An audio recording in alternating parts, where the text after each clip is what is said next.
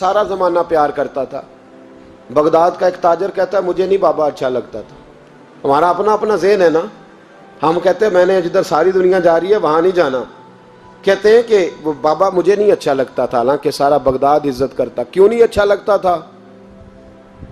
کہتے ہیں اس لیے کہ بابا نہ صرف فرض مسجد میں پڑھتا تھا, باقی نماز گھر جا کے. تو میں کہتا تھا اتنا ولی ہے تو باقی بھی مسجد میں پڑھے. کہتے ایک دن میں نے کہا جسوسی کرنی ہے اس کی, جو کہ اسلام میں منع ہے. کہتے حضرت بشر حافی رحمۃ اللہ علیہ نے جمعے کے فرض پڑھے, فرض پڑھ کے نکل گئے دوڑ کے. فرماتے ہیں میں پیچھے ہو گیا. میں نے کہا آج میں نے سنتیں چھوڑ دی ہیں پر اس کا پتہ کرنا ہے, سنت نفل بعد میں پڑھوں گا. کہتے ہیں حضرت بشر حافی جلدی سے نا ایک کباب والی دکان پہ گئے, وہاں سے کباب خریدے. اور میں نے کہا بوڑھے کی عمر دیکھو اور اس کے ذائقے دیکھو, اس عمر میں بھی کباب کھائے گا. اوئے ہوئے, مولوی کو روٹی نے ستایا تھا اس لیے سنت اور نفل چھوڑ آیا ہے. کہتے ہیں تھوڑا سا وہ آگے بڑھے تو نان بھائی کی دکان سے نا نان خریدے. میں نے کہا دیکھو یار, دیکھو اس کے ذائقے, گرم نان کھائے گا. بہت سارے لوگ بغداد میں رات کی روٹی کھاتے پر یہ گرم کھاتا ہے. کہتے ہیں حضرت وہ نان اور کباب لے کے نا جنگل کی طرف مڑے تو میرے دل میں خیال آیا یار بڑا ہی اس آدمی کا عجیب ذہن ہے, یہ اب سبزے پہ بیٹھ کے یہاں موج کرے گا, کھائے پیے گا, اور سنت نفل چھوڑ دی. اللہ ہزاروں مرید ہیں. کہتے ہیں حضرت جنگل میں داخل ہوئے, تھوڑا سا سفر کیا تو کچی آبادی آ گئی. کچی آبادی, ایک کچے مکان کی ٹوٹا ہوا دروازہ, باہر سے کنڈی لگی. بغداد کے ننگے پاؤں چلنے والے ہزاروں مریدوں کے اس پیر نے کنڈی کھولی, اندر گئے. ایک فالج زدہ بابا جی بیٹھے. کہتے ہیں حضرت بشر حافی نے اپنی پگڑی کھولی اور اس آدمی کے منہ سے پانی نکل رہا تھا, رال ٹپک رہی تھی.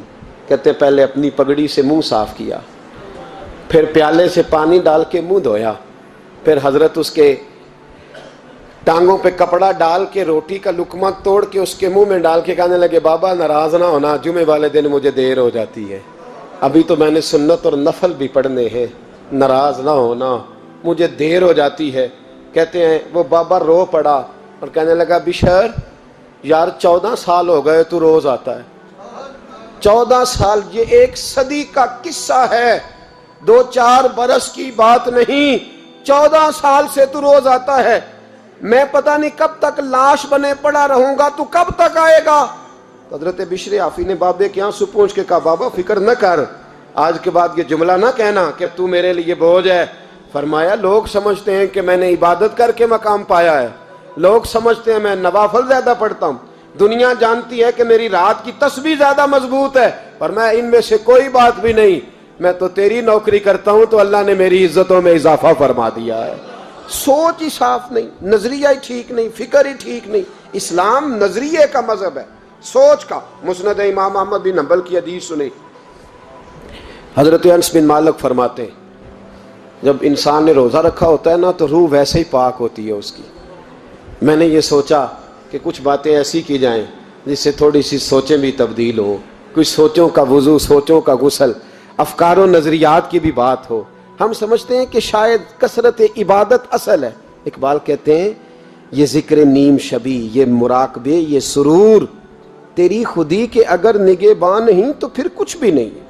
تیری خودی کے اگر, اور پھر عام چیز نہیں کہا یہ ذکر نیم شبی, سویرے شہری کا ذکر, یہ مراقبہ, یہ جو تو گھنٹوں اللہ کی یاد میں بیٹھا رہتا, یہ سرور.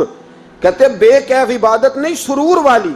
یہ ذکر نیم شبی, یہ مراقبے, یہ سرور, تیری خودی کے اگر نگہباں نہیں, اگر تیرے نظریے کو نہیں بدل سکے, تیری سوچ نہیں بدل سکے, تیرا ایمان مضبوط نہیں کر سکے, تیری خودی کے اگر نگہباں نہیں تو پھر کچھ بھی نہیں. اور خرد نے کہہ بھی دیا لا الہ الا اللہ تو کیا حاصل, دل و نگاہ, دل و نگاہ, دل و نگاہ اگر مسلمان نہیں تو پھر کچھ بھی نہیں. دل و نگاہ. اقبال کہتے ہیں ایک دل کا کلمہ پڑھ, دوسرا نظر کا کلمہ پڑھ, ان پہ پابندی لگا. دل و نگاہ اگر مسلمان نہیں تو پھر تو کچھ بھی نہیں, کچھ بھی نہیں. حضرت انس بن مالک کہتے ہیں میں حضور کے پاس بیٹھا تھا, حضرت عبداللہ ابن عمر بھی بیٹھے تھے, کوئی بات ہو رہی تھی, ایک حجرے میں بیٹھے تھے, دروازے پہ دستک ہوئی. مسند امام احمد میں حدیث ہے نبی پاک علیہ السلام نے فرمایا انس دروازہ کھولو، دروازے پہ وہ بندہ ہے جس کو اللہ بغیر حساب کتاب جنت عطا فرمائے گا، وہ بندہ ہے دروازے پہ۔ حضرت انس بن مالک کہتے ہیں میں نے دروازہ کھولا تو بندہ دیکھا، غریب سا ایک انصاری صحابی، اور بندہ بڑا سادہ، وضو تازہ کر کے آیا ہے تو پانی کے قطرے داڑھی سے بہہ رہے ہیں، اور چمڑے کے جوتے اس نے لپیٹ کے نا تو بغل میں چھپائے ہوئے، آ کے اتحیات کی حالت میں بیٹھا، حضور سے دو چار باتیں کی، چلا گیا۔ ہم اس کا رنگ دیکھتے رہے اور مصطفیٰ کا کرم دیکھتے رہے۔ اس کو حضور نے جنتی کہا ہے۔ کہتے ہیں اگلے دن اسی ٹائم اسی وقت ہم حضور کے پاس بیٹھے تھے، پھر دروازے پہ دستک ہوئی، حضور نے فرمایا دروازہ کھولو، دروازے پہ وہ بندہ ہے جسے اللہ بغیر حساب کتاب جنت عطا فرمائے گا، بغیر حساب۔ کہتے ہیں دروازہ کھولا، اور جیسے ہی میری نظر پڑی، بندہ بھی وہی ہے جو کل آیا تھا، اور انداز بھی وہی ہے جو کل تھا، اسی طرح پانی کے قطرے، اسی طرح جوتے بغل میں، السلام علیکم، کل حضور فلاں بات کی تفصیل پوچھنی مجھ سے رہ گئی تھی، غلطی ہوگی، دوبارہ آیا ہو۔ اس نے اپنی گفتگو کی، چند جملوں میں بات سمیٹی، چلا گیا۔ فرماتے ہیں اتفاق کی بات کہ دن تیسرا، بندے بھی ہم دونوں، میں اور عبداللہ ابن عمر، حضرت انس بن مالک کہتے ہیں دونوں بیٹھے تھے، سیم ٹائم سیم ڈے۔ پھر دستک ہوئی، حضور نے فرمایا دروازہ کھولو، اور مسکرا کے فرمایا دروازے پہ وہ بندہ ہے جسے اللہ بغیر حساب کتاب جنت عطا فرمائے گا۔ کہتے ہیں کھل اٹھے ہمارے چہرے، باہر گئے، دستک ہوئی تھی، دروازہ کھولا۔ فرماتے مجھے یقین تھا وہی ہوگا جو 2 دن پہلے آیا تھا، اور میرے یقین کے مطابق ہی کام ہوا، وہی بندہ تھا جو کل بھی تھا، جو پرسوں بھی تھا، حالت اور کیفیت اور انداز بھی وہی تھا۔ پانی کے قطرے بہہ رہے ہیں، اور اس شخص نے جوتے بغل میں دبائے ہوئے خدمت میں حاضر ہوا، بیٹھ گیا، بات چیت کی، چلا گیا۔ حضرت انس بن مالک کہتے ہیں تھوڑی دیر ہوئی تو حضور بھی تشریف لے گئے۔ حضرت عبداللہ ابن عمر مجھے کہنے لگے یار ویسے کتنے اس کے نصیب ہیں، کتنے نصیب ہیں، کوئی آیا لے کے چلا گیا، کوئی آیا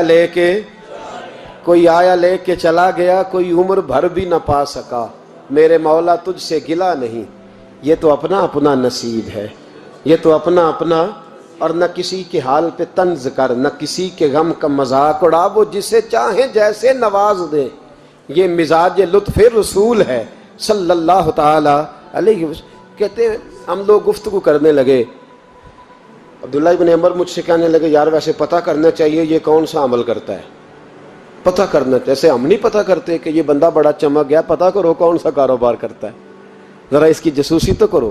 اور بندے بھی بڑے سمجھدار ہیں، وہ سائیڈ بزنس نہیں بتاتے، وہ کہتے ہیں وہ جو میرا علیحدہ ہے وہ نہیں بتانا، کہیں یہ نہ شروع کر لے۔ حالانکہ انسان کے پاس جو خوبی، جو اللہ نے اسے دولت دینی ہوتی ہے، وہ اپنا اپنا نصیب ہوتا ہے، وہ گھر میں بیٹھے بھی اللہ عطا کر دیتا۔ وہ کہتے ہیں کہ پتہ کرو کیا عمل کرتا ہے، تو حضرت عبداللہ ابن عمر کہتے ہیں میں اس کے پیچھے ہو گیا، اس سے سلام لی، تو میں نے کہا مجھے 2-3 دن کے لیے مہمان بنا لو گے، مان نہ مان میں تیرا مہمان، 2-3 دن کے لیے مہمان بنا لو گے؟ تو کہتے ہیں مجھ سے کہنے لگا کوئی گھر میں جھگڑا ہو گیا ہے، کیونکہ پڑوس میں تو تمہارا قریب ہی تو تمہارا گھر ہے، میرے مہمان بننے ہو، کچھ جھگڑا ہے؟ تو میں نے کہا چلو ایسے ہی سمجھ لو، پر مجھے مہمان بنا لو۔ کہتے ہیں میں 3 دن اور 3 راتیں اس شخص کے ساتھ رہا، وہ کتنا صدقہ کرتا ہے میں نوٹ کرتا رہا، نماز کتنی پڑھتا ہے، اس کا کیا، میں چاہتا تھا کہ وہ عمل مجھے ملے، اس کی برکت سے مصطفیٰ نے اسے 3 مرتبہ جنتی فرمایا ہے، تاکہ وہ کیفیات مجھے بھی ملیں۔ حضرت عبداللہ ابن عمر کہتے ہیں کہ میں نے کوئی خاص چیز نہیں دیکھی، وہ عشاء پڑھتا تو فجر تک بستر پہ کروٹیں لیتا، اور میں الحمدللہ اٹھ کے تہجد بھی پڑھتا، نوافل بھی پڑھتا۔ کہتے ہیں وہ 1 سپارہ پڑھتا، میں 3 پڑھتا۔ فرماتے اس نے 3 دنوں میں کھجور بھی صدقہ نہیں دی، کہ کھجور بھی، اور میں نے بڑے بڑے غریبوں کی مدد کی۔ میں کہنے لگا کہ عمل تو میرا زیادہ ہے اس سے، پھر خوبی کیا ہے؟ خاص توجہ کرنا، اسلام اور دین کا جو فکری اساس ہمیں صحابہ نے دی۔ حضرت عبداللہ ابن عمر کہتے ہیں میں نے تیسرے دن اسے کہا بھائی اللہ تیرا بھلا کرے، تو نے بڑی خدمت کی، میں نے جانا ہے میرا کوئی جھگڑا نہیں ہوا تھا، میں تو بس تیرا عمل دیکھنے آیا تھا کہ تو عمل کیا کرتا ہے۔ تو وہ صحابی کہتے ہیں مجھے کہنے لگے یار تو میرا عمل دیکھنے آیا تھا، مجھے بتا تو صحیح کیا نے، اور کیوں دیکھنے آیا میرا عمل، تجھے کیا ضرورت پڑی میری جاسوسی کی؟ تو کہتے ہیں مجھ سے جب اس نے سوال کیا تو میں نے اس کو کہا بھائی تو 3 دن آیا ہے نا, ہم بیٹھے ہوئے تھے. کہا ہاں میں آتا رہا ہوں. کہا 3 دن نبی پاک نے فرمایا اللہ تجھے بغیر حساب کتاب جنت عطا فرمائے گا. تو میں چاہتا تھا کہ میں ذرا جاسوسی کروں, ذرا دیکھوں, کھوج لگاؤں کون سا ایسا عمل ہے. آپ بھی ذرا دھیان دیجئے گا, کون سا ایسا عمل ہے. حالانکہ تو عشاء پڑھتا ہے اور اٹھ کے فجر پڑھتا ہے, میں تہجد بھی پڑھتا ہوں, تیرا سپارہ 1 ہے میرے 3 ہے. کون سا ایسا عمل ہے جس کے سبب تجھے جنت ملے گی. کہتے ہیں وہ صحابی کہنے لگے یار کوئی ایسا عمل نہیں, کوئی شے نہیں, میں اس قابل ہی نہیں. من آنم کے من دانم, جو میں ہوں مجھے پتا ہے. کہا پھر کوئی بات تو ہوگی, تیری مہربانی بتا دے, میں نے 3 دن 3 راتیں محنت کی ہیں, بتا دے. کہتے ہیں وہ کہنے لگے اگر تجھے بتاؤں نا تو پھر سن. میں جب رات کو سوتا ہوں تو اپنے دل پہ نظر ڈالتا ہوں, اور سویرے جب اٹھتا ہوں تو پھر اپنے دل پہ نظر ڈالتا ہوں. موبائل پہ نہیں, کنجی پہ نہیں کہ چابیاں کدھر ہیں, بٹوے پہ نہیں. میں رات کو سوتے ہوئے بھی اپنے دل پہ نظر ڈالتا ہوں, سویرے اٹھتے ہوئے بھی میں سب سے پہلے اپنے دل پہ نظر ڈالتا ہوں. فرماتے ہیں الحمدللہ میرے دل میں کسی کا حسد نہیں ہے, کسی کے بارے میں کوئی کینہ نہیں ہے, کوئی کسی کے بارے میں میل نہیں. میں اللہ کے ہر بندے کے بارے میں سوچ, نظریہ, فکر اچھی رکھتا ہوں. اور فرمایا میں تیرے بارے میں بھی عبداللہ یہی سوچتا ہوں کہ تو مجھ سے زیادہ نیک ہے. الحمدللہ اس وقت بھی میرا ذہن یہ ہے کہ انس بن مالک مجھ سے زیادہ پرہیزگار ہے. اس وقت بھی میری سوچ یہ ہے کہ محبوب کے سب صحابہ میں سب سے کمزور میں ہی ہوں. نبی عبداللہ ابن عمر کہتے ہیں میں نے اس کا ہاتھ چوما, میں نے کہا سمجھ آ گئی ہے, تیرا نظریہ, تیری سوچ پکی اور سچی مسلمان ہے. تو دل اور روح کا مسلمان ہے, تو نظر اور روح کا مسلمان ہے. یہ سبب ہے کہ اللہ کے رسول نے زمین پر چلتے ہوئے بھی تجھے 3 دفعہ جنت کی بشارت عطا فرما دی.